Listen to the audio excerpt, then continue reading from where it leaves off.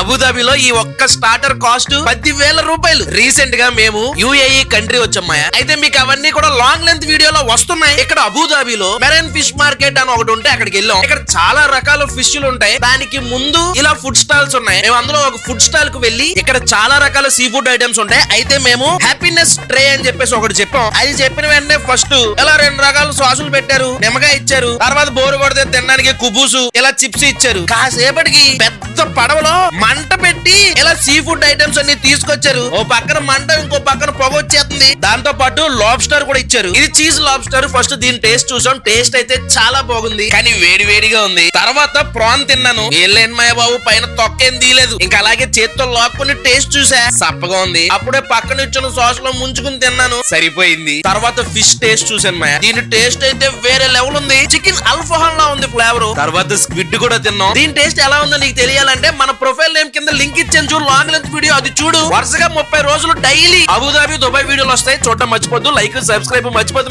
ఉంటాను మీరు.